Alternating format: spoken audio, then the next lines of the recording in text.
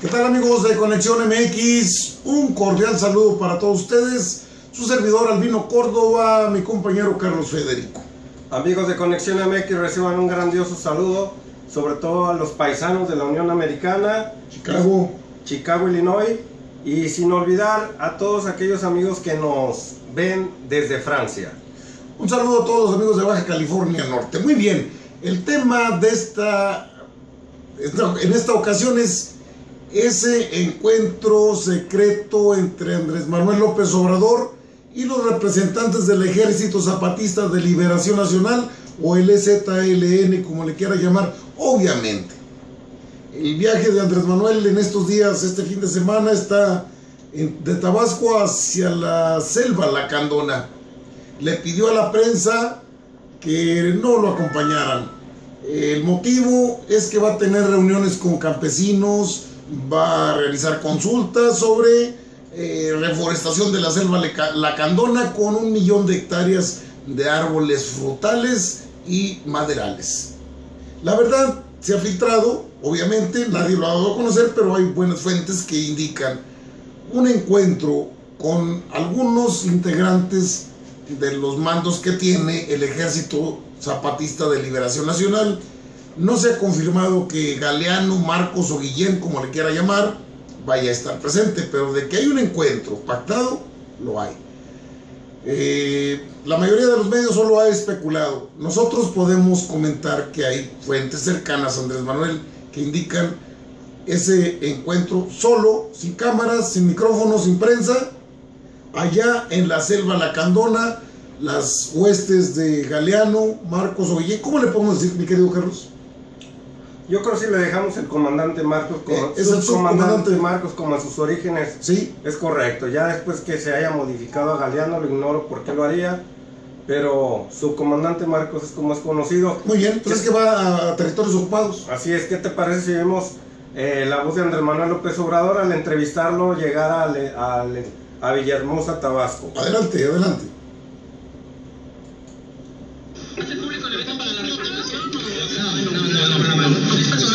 No es personal, y además voy a una gira hasta el Alto Sumacinta, la cuenca de los Sumacinta, la zona de Lacandona. Adiós. Bueno, ahí va el presidente electo. A mí no me parece llamarle virtualmente, porque eso de virtual es como que no existes o como que todavía no eres. Él es presidente electo desde el 1 de julio. Lo demás lo determinan algunas dependencias que tienen muy poca credibilidad. Pero vayamos a los hechos. ¿Qué puede negociar o qué puede pactar Andrés Manuel con el Ejército Zapatista de Liberación Nacional? Bueno, quizás de lo más importante que hay en ese territorio está la zona, sí, de la reforestación, pero también la atención a sectores muy marginados. Sectores de la zona Lacandona, la selva Lacandona, sin empleos y sin mucho apoyo de los últimos gobiernos. Aparte puede tomarse en consideración la creación del famoso Tren Maya, que recorrería parte de esa selva Lacandona entre Chiapas, Tabasco y otros estados del sureste. La reunión creo que está pactada desde hace tiempo. El distanciamiento del subcomandante Marcos con Andrés Manuel López Obrador igual y pueda ser cierto, igual y pueda ser que no, pero pues ahí anda en medio el padre Solalinde y otras personas que les han dado de bateados. O sea, los han bateado, los han hecho a un lado y han salido cada quien con su propia versión. También es una realidad. El EZLN tiene dos fracciones. Una es la que ha estado en reuniones con el padre Solalinde, el sacerdote Solalinde, y la otra que encabeza todavía el subcomandante Marcos. Posiblemente sean las dos fracciones las que se vayan a reunir con Andrés Manuel, porque si a alguien le interesa que lleven beneficios a los indígenas de la zona Lacandona, sería el mismo subcomandante Marcos. De otra forma, sería un contrasentido defender a los indígenas y evitarles que les puedan llegar beneficios. Hay argumentos para pensar que aquel movimiento armado de 1993 cuando irrumpen en San Cristóbal de las Casas, tiene que modificar su esquema. De hecho, ya ha pasado, pero con un presidente de la República electo, emanado de fuerzas de izquierda, si quieres centro-izquierda, bueno, parece más factible. ¿Alguna opinión, mi querido Charlie? Sí, sobre la importancia, bueno, para empezar, Andrés Manuel López Obrador, al aterrizar hoy a Villahermosa, Tabasco, raramente no da una conferencia de prensa como las ha estado dando, y extrañamente va a la selva Lacandona y les pide de favor que no lo sigan, ya que los indígenas y los pobladores de esos lugares les espantan las cámaras y los periodistas. Bueno, y le preguntan que si va con el comandante Marcos, y dice: no, voy a entrevistarme con unos campesinos de esos lugares para poder platicar con ellos, ya que llevamos unos programas de sembrar árboles frutales y infinidad de recursos que van a contemplar a los indígenas de esas regiones para que sean más productivos. Bueno, aquí lo extraño y lo recurrente es las formas en que han acudido periodistas, políticos, sí, intelectuales de todo el mundo, siempre cuando acuden a las áreas donde está el EZLN, siempre las formas de llegar es de la forma que Andrés Manuel López Obrador lo está haciendo. Así es. Sin periodistas, sin comitiva, nada más los mínimos personajes que lo acompañan, y nunca se sabe en qué lugar se van a reunir. Simple y sencillamente hay un lugar donde se juntan, se encuentran, y de ese lugar ya son enviados hacia cierta parte de la selva Lacandona, donde ya se tiene el encuentro con los del Ejército Zapatista de Liberación Nacional. Entonces, si Andrés Manuel López Obrador vuelve a ir a esa selva de las mismas maneras cuando han ido políticos, repito, intelectuales, etc. El mismo Andrés Manuel. El mismo Andrés Manuel López Obrador, en los inicios de esta guerrilla, ya en los años del 94-95, junto con Cuauhtémoc Cárdenas Solórzano, sí, visitaron al comandante Marcos de la misma manera, de una manera clandestina. Sí, de hecho todas las notas allá en ese sector que se llama territorio ocupado por el Ejército Zapatista de Liberación Nacional, las mismas notas periodísticas siempre fueron firmadas no con un lugar en específico, sino en una parte de la selva Lacandona. Así se firmaban todas las notas: Proceso, La Jornada, 1+1, etc. Todos firmaban las notas desde un lugar de la selva Lacandona, más cuando aquel auge que tuvo el subcomandante Marcos como la figura emblemática del EZLN. Ahora bien, Albino, para los jóvenes que desconocen al subcomandante Marcos y al Movimiento Zapatista de Liberación Nacional, pues hay que hacerles una remembranza rápida.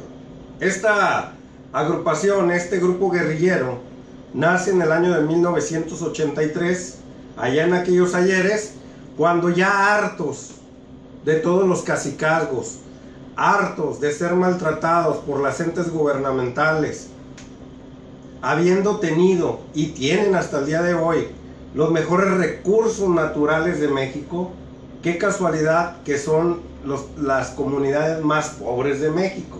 Si usted quiere encontrar el municipio más próspero de México, es San Pedro Garza-García, a un lado de Monterrey, Nuevo León. Sí, está en la zona conurbada de Monterrey. Si usted quiere encontrar el municipio más pobre de México, lo va a encontrar en Chiapas. Sí. Y Chiapas tiene todos los recursos naturales habidos y por haber, y son las comunidades más pobres. Más pobres porque no han llegado los recursos necesarios para que la explotación de esos recursos sea y se queden los beneficios con los lugareños de ahí. Siempre llegan personas, ahora sí digamos entre comillas, extranjeros o ladinos, como les nombran ellos, a explotarlos o a correrlos de sus tierras productivas. Entonces, en pocas palabras, estos señores nacen a raíz del hartazgo y de cómo fueron tratados durante decenas de años. Sobre todo ellos manifestaron durante todos los sexenios priistas, siempre fueron vapuleados, y así es que nace la guerrilla del EZLN. Hoy en día tenemos poca información ya de ellos porque se han mantenido en el anonimato. Existen las redes digitales y los tuvieron en el anonimato los medios de comunicación chayoteros por órdenes de los señores presidentes. No les daban mucha difusión. ¿Por qué? Porque era un ejemplo bueno a no seguir.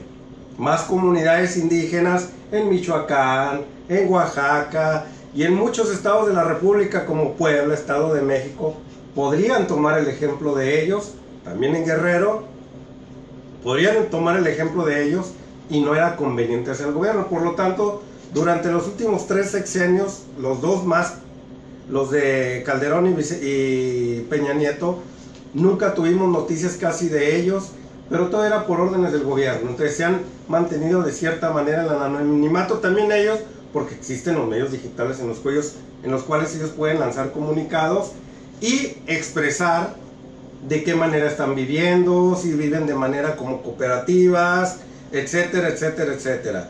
Hoy Andrés Manuel López Obrador sabe de la importancia y los toma como una bandera política de los indígenas, con los cuales está dispuesto a trabajar con ellos y es capaz de hacer lo que está haciendo, que es quitarse toda la parafernalia y ir de una manera humilde con ellos a platicar, como ellos le han hecho desde 1994, Elvino, a través de ese tipo de encuentros en el anonimato. Ok, mire usted, que quizás con poca información del Ejército Zapatista de Liberación Nacional, la Nochevieja del 31 de diciembre, de 1993, cuando en Chiapas, el estado sureño más pobre de México, salieron de sus escondites en la selva guerrilleros indígenas encapuchados. Ocuparon San Cristóbal de las Casas, la capital, así como otros 6 poblados de Chiapas, como protesta contra el Tratado de Libre Comercio de América del Norte. Con sus impactantes ataques relámpago, el Ejército Zapatista de Liberación Nacional llegó a la opinión pública y asombró a México y a toda América Latina. El entonces presidente de México, Carlos Salinas de Gortari, el pelón Salinas, reaccionó de manera táctica enviando de inmediato 12,000 soldados al área de conflicto y declaró el 12 de enero, solo unos días después, un cese al fuego unilateral. De ahí empieza a darse lo que es el Ejército Zapatista, un movimiento que vieron con buenos ojos no solo América Latina, también europeos, también personajes importantes de otros continentes, y todas las visitas en ese lugar, en los lugares ocupados como Cocingo, por ejemplo, usted no puede entrar porque ahí prevalece lo que determina la asamblea.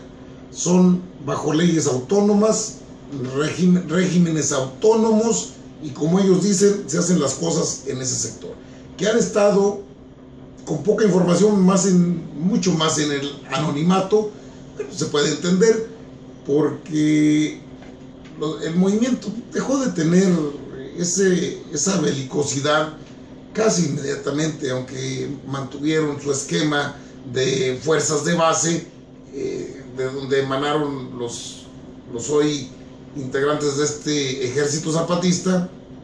La verdad es que ya no volvió a los hechos armados, se dio más por la vía de la información, y entonces había carretadas de periódicos, medios que daban información del Ejército Zapatista. Es cierto, los últimos 2 sexenios, los 3 incluso, los últimos 3 sexenios no ha habido mayor razón de ellos. Andrés Manuel López Obrador pues pidió a la prensa, se quedan porque ustedes con sus cámaras y con sus micrófonos inhiben a los campesinos, y yo voy a platicar con ellos. A pregunta expresa de los reporteros, dijo: tengo un evento personal en la selva Lacandona, allá en la cuenca de los Umacinta, por aquel rumbo voy a andar y no requiero prensa. Hay en otra ocasión, lo escucharon ustedes. Entonces, lo que sí se sabe es que el encuentro será de hoy a mañana, porque el lunes ya regresa a sus actividades normales allá en Chihuahua, en la calle de Chihuahua 216, donde está la oficina de transición, antes oficina de campaña. Dadas las circunstancias y el entorno en el que pues, discretamente se va el presidente electo a la selva Lacandona, vamos a esperar a ver qué acuerdos, porque bueno, el reforestar 1 millón de hectáreas en la selva Lacandona no es tarea fácil, pero también lo tienen que permitir los comuneros.